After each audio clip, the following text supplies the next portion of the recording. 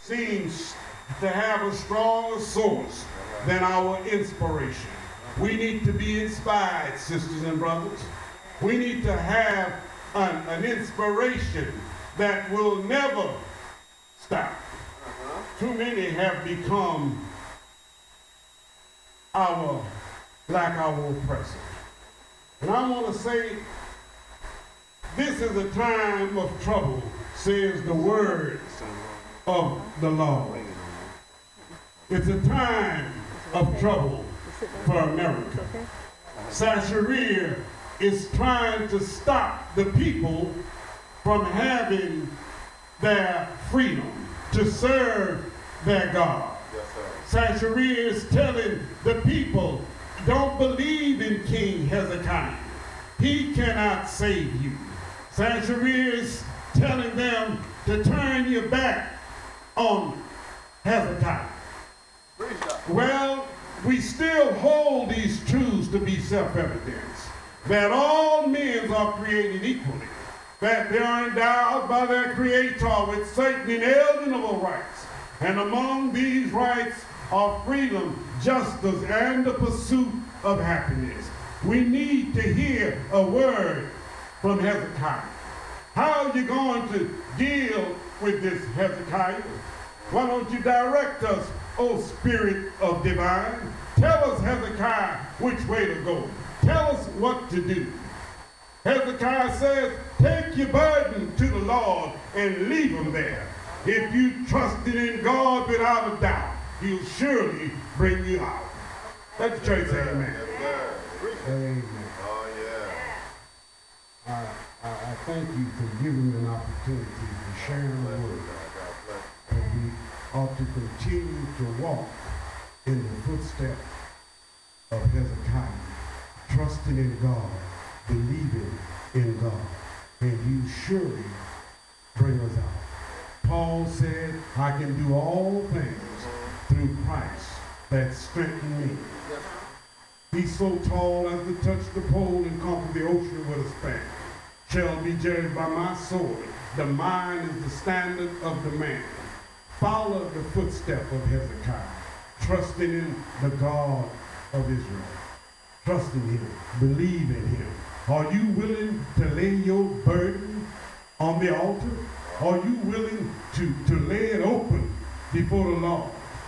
Telling God everything without condition. Are you willing to tell the Father that, Lord, here I am.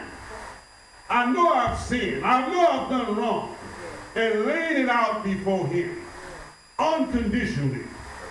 Are you willing to do that? This is the thing that makes a human being. This is the thing that build your character.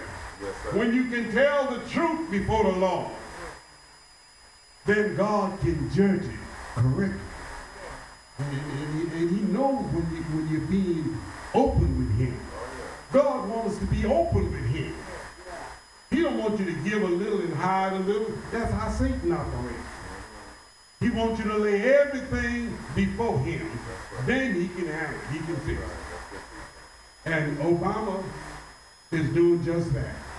He's laying everything on the altar, giving the people not what they want, but giving them what they need. We need a health care bill. We have people that haven't had any, seen a doctor in the last 10 years. We need a health care bill. We need more sisters to be able to get Medicare and welfare.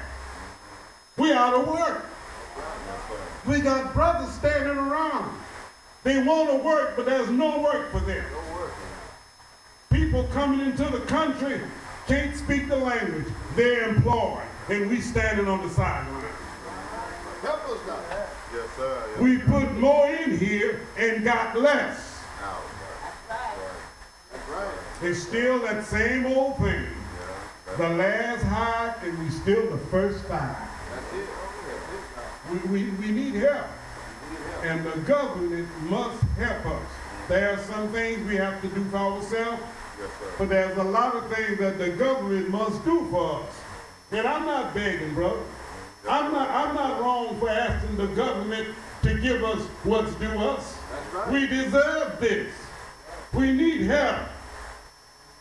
What happened when the government foreclosed on your future? What do? The government is foreclosing on our future. So we need help. Let the church say amen. I know y'all don't like this kind of preaching. Don't put me out. But I know that we as a people, we need jobs, we need education. We have a dropout rate higher than anybody else. These young people need to come to the church at 37th Street and be inspired to stay in school.